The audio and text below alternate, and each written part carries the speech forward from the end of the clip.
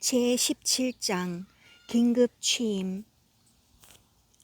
디펜더퍼 박사는 약속을 잊은 모양이었다.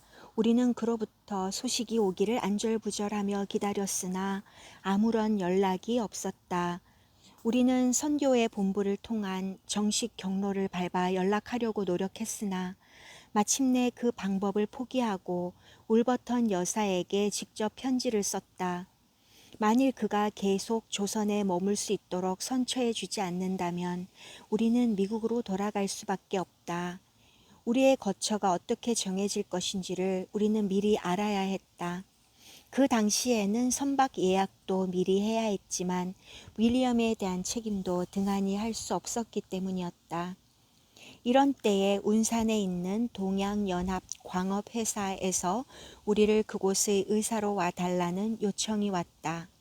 우리는 그 제안을 고려해 보기로 했다. 운산의 금광은 내가 어렸을 때 방문한 적이 있었던 미국 금광이다. 광산 담당 의사인 닥터 파워가 건강상 이유로 가족을 데리고 미국으로 귀국하려고 했다. 그는 이미 사직서를 제출해 놓고 있었다. 광산에서는 봉급도 상당히 좋은 조건을 제시했다. 그들은 우리가 선교 사업에 깊이 몰두해 있음을 감안하여 여가를 이용하여 선교 사업을 할 수 있게 해주고 거기에 소요되는 의료품과 다른 물품들도 무료로 제공하겠다고 제안했다. 경제적으로 어려운 시기에 이토록 후한 조건은 우리의 마음을 끌었다. 이 요청을 수락하면 조선에 계속 머물 수 있으며 또한 어느 정도의 의료 선교 일도 할 수 있다. 그러나 만일 그곳에 간다면 나의 꿈인 결핵요양소 건립의 기회는 잃게 된다. 거기다 두 주인을 동시에 잘 섬길 수 없다는 점도 생각하지 않을 수 없다. 광산 일이나 선교 일 중 하나는 희생될 것이 자명했다. 우리가 결정을 내리지 못해 고민하고 있을 때 뉴욕의 울버턴 여사가 보낸 편지가 도착했다. 우리가 직접 연락을 해주어 기뻤다는 것과 항상 우리를 생각하고 있었으며 지금부터 5년간을 더 연장하여 계속 우리의 경제적 책임을 기꺼이 맡겠다는 약속이었다. 이것은 우리가 미국으로 돌아갈 때의 여비까지 포함된 것이었다. 그러나 5년 후의 일은 책임을 지지 않겠다고 엄명했다. 얼마나 좋은 소식이었던가. 이것은 분명히 하나님이 직접 내리신 선물이었다. 우리는 울버턴 여사의 약속을 웰치 감독과 디펜더퍼 박사에게 알렸다. 운산의 미국 금광에도 해주에 있을 수 있게 되었다는 회신을 보냈다. 우리는 하나님의 은총을 또 한 번 확신하게 되었다. 경제적 지원에 대한 낭보가 도착하자 그동안에 불확실했던 전전긍긍의 시기는 막을 내렸다. 그러나 대신 이 허가 왕국에 항상 존재하는 좌절감을 맛보아야 했다. 구입한 대지 위에 지을 요양소의 건축 허가가 아직 나오지 않고 있었다. 이때 서울의 감리교 본부 감독 사무실에서 보낸 한 장의 전보가 날아들었다. 당신들은 임시로 미국 금광에 급히 내려가 주지 않겠소? 광산의 닥터 파워는 신병으로 최소 2개월간 휴직임. 당신들은 선교부에 그대로 속한 것이며 봉급도 계속 지급될 것임. 노튼 병원의 재정도 손실을 보지 않게 조치할 것임. 즉시 해답 요망. 웰치 감독. 감독의 요청은 정중한 명령임을 알 수 있었다. 그러나 메리안과 아기를 데리고 혹독하게 추운 북쪽의 오지로 가는 게 현명한지 판단이 서지 않았다. 메리안은 하나님께서 우리를 돌봐주실 테니 믿고 가자고 했다. 우리가 전전긍긍하던 시기에 우리에게 큰 도움을 주려고 했던 것을 생각해서라도 그들이 우리를 필요로 할 때 도와주는 것이 도리라고 생각했다. 닥터 파워의 건강이 회복되는 데는 2, 3개월 정도의 기간이면 된다고 하지 않는가? 우리 두 사람은 떠나기로 결정했다. 나는 지체하지 않고 직원 회의를 열었다. 직원들은 탐탁하게 생각하지 않았으나 웰치 감독의 요청인 만큼 마지못해 동의했다. 요양소 건립 문제에 있어서는 건축 허가가 나올 때까지는 여하간 아무 일도 하지 못할 것이다. 그러니 허가가 나올 때까지는 해주를 떠나 있어도 큰 지장은 없다. 우리는 전보의 답신을 예스라고 적어보냈다. 지금까지 우리는 동양에 진출한 구미의 기업들에 대해서 별로 좋은 인상을 갖고 있지 않았다. 어떤 회사들은 옳지 못한 방법으로 서로 경쟁도 하고 노동자들을 착취하는 사례를 자주 봤기 때문이었다. 물론 우리의 훌륭한 감리교 감독이 그렇게 나쁜 광산 회사에 우리를 보내지는 않을 것으로 믿었지만 마음속에는 그래도 광산 회사에 대한 의구심을 없애지 못했다. 이러한 우리들의 선입관은 운산에 도착한 즉시 해소되었다. 우리는 해주에서 상당히 북쪽에 있는 임지로 겨울의 추위와 험악한 산속에 눈을 헤치며 나아갔다. 우리가 운산에 도착한 후 메리아는 언니에게 곧 편지를 보냈다. 1월 30일자로 띄운 이 편지는 그 당시의 상황을 잘 묘사하고 있다. 사랑하는 언니, 나는 지금 만주의 국경에서 약 60마일 거리이고 조선의 북쪽 끝 가까이에 있는 금광마을의 어느 집에 앉아서 활활 타는 불을 쬐이며 이 편지를 쓰고 있습니다. 어젯밤 온도는 화씨 영하 9도였는데 지난 4일 동안 눈보라 때문에 길이 막혀서 우편물이 도착하지 못하고 있습니다. 우리는 운이 좋아서 눈보라가 일기 이틀 전에 이곳에 도착했습니다. 한 발만 늦었다면 우리는 맹중리역에서 발이 묶일 뻔했답니다. 광산 담당 의사가 병이 나서 선교부에서 우리를 2개월간 광산에 보낸 것입니다. 해주에 있을 때보다 일이 적고 장소도 더 고립된 것 같지만 여기에는 서양 사람들이 40명 이상이나 있습니다. 그래서 서양 사람들과 만나는 일은 훨씬 많습니다. 이 집은 겨울보다 여름에 알맞게 지어졌지만 뗄 나무들이 넉넉하여 스토브가 2개와 벽난로 하나가 계속 활활 불꽃을 태우고 있어 방들은 따뜻합니다. 우리가 해주를 떠난 것은 지난 월요일 아침이었는데 그날 저녁에는 맹중리에 도착해서 회사의 객사에서 묵었습니다. 다음 날 아침 우리를 데리러 온 광산 자동차를 타고 60마일 거리인 광업소를 향해 떠났습니다. 눈 덮인 계곡을 가로지르는 참으로 멋진 여행이었습니다. 우리는 1916년 한 미국 청년이 조선인 강도를 만나 피살된 지점을 지났습니다. 강도는 그때 금괴를 운송하고 돌아오는 미국인의 돈을 강탈하려고 했으나 성공하지 못했다고 합니다. 그 지점에다 광산에서 기념비를 세워놓았습니다. 계곡을 지날 때는 길가의 나뭇가지에 매달린 눈송이들이 아침 햇살을 받아 반짝였는데 그 모습은 마치 사방에 다이아몬드가 달린 동화 속의 길을 지나가는 듯 했습니다. 윌리엄에게 우유를 먹이려고 어느 마을에 차를 세웠을 때 마을 사람들은 대단한 호기심으로 우리들을 구경했습니다. 보온병에서 뜨거운 물이 나오는 게 신기했던 모양입니다. 이곳에도 보온병이 있지만 주로 일본산으로 별로 성능이 좋지 않습니다. 누군가가 영국에서 산 우리의 소중한 보온병의 성능을 보려고 물을 한 방울 떨어뜨려 보라고 했습니다. 물은 어젯밤에 넣은 것인데도 아침 6시인 애기 우유를 먹일 시간까지도 뜨거웠답니다. 머리를 빡빡 깎은 어린이가 옆에 친 장막을 헤치고 머리를 들이밀기에 샌드위치를 먹으라고 주었더니 외국 음식이라 겁이 나서 그러는지 받지 않았습니다. 우리는 오후 1시 점심시간에 알맞게 광산촌에 도착했는데 모두들 따뜻하게 환영해 주었습니다. 이곳 사람들은 한결같이 친절하여 저녁마다 우리를 초대해 주곤 합니다. 멋진 회관도 있어 재미있게 이용하고 있습니다.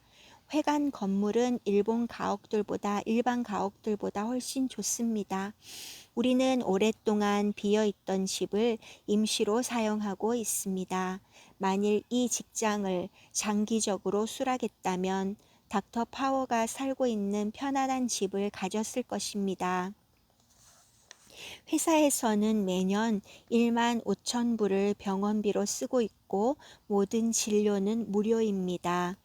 해주의 병원보다 환자들의 수는 훨씬 많아서 선교할 기회가 매우 많습니다. 여기에 봉급은 선교부에서 받는 것보다 2배 이상이고 과외로 돈을 벌 수 있는 기회도 많아서 이 회사의 제안을 거절하기란 그리 쉬운 일이 아니었습니다. 그러나 요양소 건립은 우리가 해주에 있어야 곧 시작할 수 있는 단계까지 와 있었으므로 수입은 적어도 선교 일에 전념하고 싶었던 것입니다.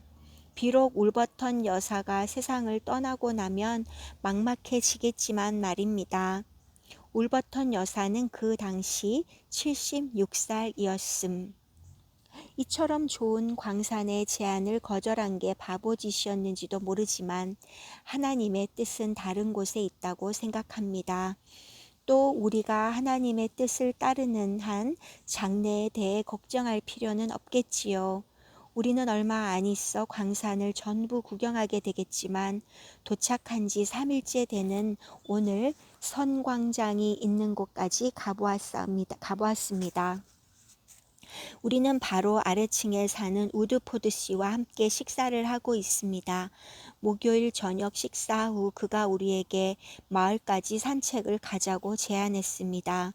우리는 즐겁게 걸어서 중국인이 경영하는 잡화점으로 외국 통조림과 기타 식품을 팔고 있는 GPO라는 상점을 구경했습니다. 일본인 이발소에 가서 머리를 손질한 다음 선광장 옆으로 갔습니다. 우드포드 씨는 우리를 데리고 다니며 이곳저곳을 구경시켜주고 싶어 했습니다. 선광장의 정문이 닫혀 있자 그는 엔진실을 통해 들어가려고 했습니다. 그는 정중한 신사의 태도로 미끄러운 진흙과 얼음판 위에서는 내 팔을 부축해 주었습니다. 엔진실의 불빛은 매우 희미했습니다. 콘크리트 바닥의 끝에 있는 문을 열려고 했을 때 우리는 갑자기 뒤로 넘어져 버렸습니다. 나는 왼쪽 정갱이에 통증이 느껴졌습니다. 콘크리트 바닥이라고 본 것은 사실은 어두운 불빛 때문에 잘못 본 것이었습니다. 그곳은 바닥에 난 큰 구멍이었습니다. 그때 나는 우리가 빠진 것을 보고 셔우드는 실수하지 않겠지? 하고 안심했는데 바로 그 순간 나를 꺼내주려고 성급히 뛰어왔기 때문에 그도 구멍에 빠져 발목을 삐었습니다. 셔우드도 우리만큼이나 놀란 모양이었습니다. 왜냐하면 그가 모퉁이를 돌자마자 우드포드 씨가 나를 끌어주는 것을 봤고 그 가까이에 긴 파이프가 몇 개 있었으므로 내가 거기에 걸려 넘어졌는 줄 알았기 때문입니다. 내 다리에는 2군데나 큰 멍이 들었고 금방 부어 올랐답니다. 그러나 셔우드가 가장 많이 다쳐서 우리는 그를 부축하여 언덕 위에 집으로 갔습니다. 셔우드는 다음 날도 하루 종일 일어나지 못할 정도였습니다. 셔우드는 걸을 때면 지팡이를 짚고 다닙니다. 우드포드 씨는 약간 긁힌 정도의 상처만 입었습니다. 그는 우리가 심하게 다친 것을 매우 걱정했지만 우리는 정상적으로 환자들을 진료했습니다. 이 일이 있고 난 뒤에 셔우드는 내가 다른 남자의 팔을 잡으면 이런 고통을 당하게 되니 앞으로는 자기의 팔만 잡아야 한다고 말했습니다. 나도 그 말에 동의했습니다. 여의사가 왔다는 소식을 듣고 여자 환자들이 아침마다 몰려들어 병원 일이 바빠졌습니다. 그러나 이곳에는 간호원이 없어 혼자서 모든 일을 다 해야 하므로 무척 힘이 듭니다. 여자들을 진료하려면 수술실 외에는 이용할 장소가 없으므로 부인과를 진료 과목의 하나로 넣은 것은 잘못한 것 같습니다. 내가 아무리 최선을 다한다 해도 간호원이 없이는 진료의 한 부분밖에는 처리할 수 없으니 자연히 만족스러운 진료를 기대할 수 없습니다. 나는 여기에서 필요한 의료기구 몇 가지를 서울에 주문했습니다. 얼마 후 몇 건의 수술을 하게 되리라 봅니다. 닥터 파워는 흥미있는 병증을 하나 발견했으므로 후에 자기가 돌아오면 그 환자를 수술할 때 보조해 달라고 말했습니다. 나는 경험 많은 외과 의사를 보조할 기회를 다시 갖게 되어 기쁘게 생각합니다. 더구나 환자에 대해 혼자서 책임지지 않고도 경험을 더 쌓게 될 것이니 행운입니다. 그러나 환자들의 방을 본 다음에는 어떻게 수술 환자들을 치료할 수 있을까 하는 의문이 생겼습니다. 환자들은 온돌방에 누워 있고 간호원이 없어서 가족들이 간호를 맡고 있습니다. 방들은 더러워서 냄새가 납니다. 그러나 우리는 체제 기간이 짧아서 이런 점들을 개선할 기회가 없습니다. 메리아는 병원의 시설이 무척 훌륭하고 수술실에는 밝은 램프가 있는 것을 보고 기뻐했다. 특히 수술실의 램프를 보고 그들 앞에서 몹시 부러워했다. 광산 지배인은 메리안이 해주에 돌아갈 때 램프를 하나 선물하겠다고 약속했다. 우리는 온갖 종류의 좋은 수술기구들이 유리상자 안에 잘 보관되어 있는 것을 구경했다. 특히 많은 피하 주사용 바늘이 있는 것을 눈여겨보았다. 이 병원에서는 바늘을 한번 사용한 후 그냥 버린다고 한다. 해주에서는 사용하고 난 후에도 다시 갈아서 쓰고 있었다. 나는 버리는 바늘을 얻어갈 수 있었으면 좋겠다고 부탁했다. 선반마다 값비싼 미국산 의약품들과 의료품들이 진열되어 있었다. 그 중에는 내가 처음 보는 새로운 것들도 있었다. 우리는 예산이 없어 할 수 없이 값싼 일본산 의약품에 의존해 오고 있다. 의료 선교사들로서는 눈이 번쩍 뜨이는 황홀한 의료품 전시장이었다. 우리가 흥분하는 것을 보자 지배인은 무척 기쁜 표정을 지었다. 닥터 파워는 9세대 시골 의사의 인정미를 지닌 현대판 의사였다. 광산 마을 사람들이 왜 그를 좋아했는지 우리는 곧 알게 되었다. 그는 미국 사람이든 조선 사람이든 차별하지 않고 성심껏 치료했다. 환자들을 사랑했고 그들도 의사를 사랑했다.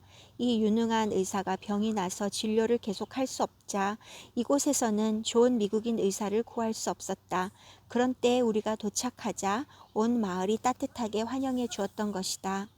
옛날 어렸을 때 어머니를 따라 이 광산에 왔을 때는 종업원들은 혼자 와 있었다.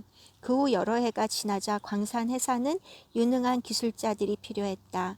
이 벽촌 산골짜기에 그들을 데려오기 위해서는 병원 시설을 만들어 가족을 데려올 수 있게 해야 했다. 저학년 어린이들은 현지에서 운영하는 학교에서 미국인 선생에게서 배우고 고학년이 되면 평양 외국인 학교로 보내고 있었다. 평양 외국인 학교에는 기숙사 시설과 고등학교 과정이 있었다. 운산의 생활이 시작된 지 얼마 되지 않아 메리아는 말로만 들어왔던 서양 사람들에게는 큰 충격인 풍습을 목격했다.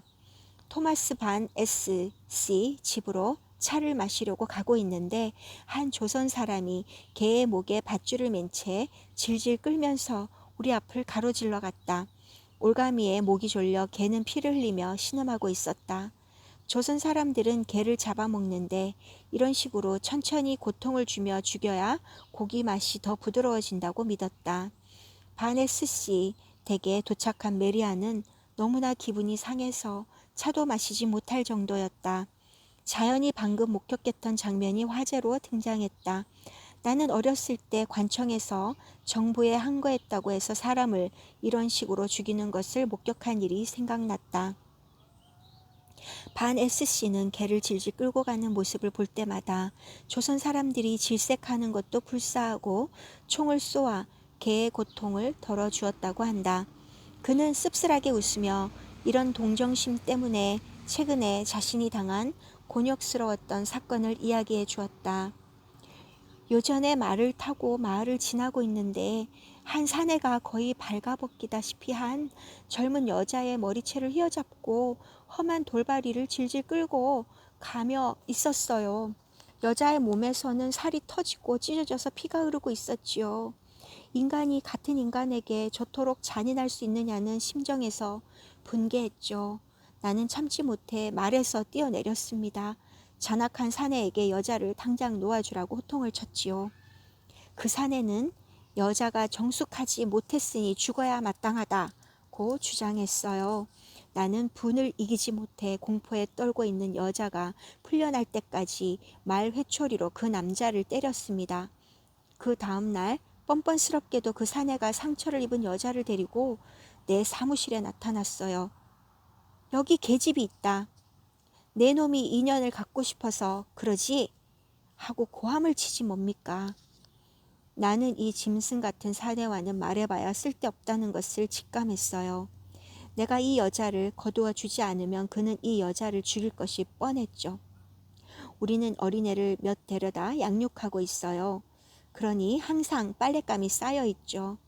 그래서 그 여자를 세탁부로 고용하기로 결정했어요. 여자는 얼마나 감사하고 있는지 모른답니다. 지상의 천국과 하늘의 천국과의 차이를 들라면 지상의 천국은 결코 오래 계속되지 않는다는 점일 것이다.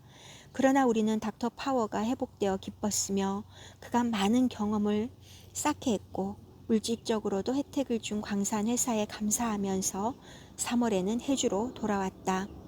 메리아는 수술실용 좋은 램프를 얻어서 특히 기뻐했고 나는 재생한 피하 주사용 바늘을 많이 얻어서 기분이 좋았다.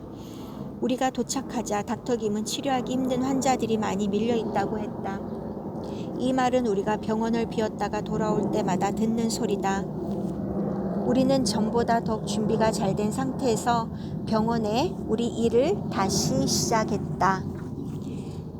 제18장 꿈은 이루어지고 이어집니다.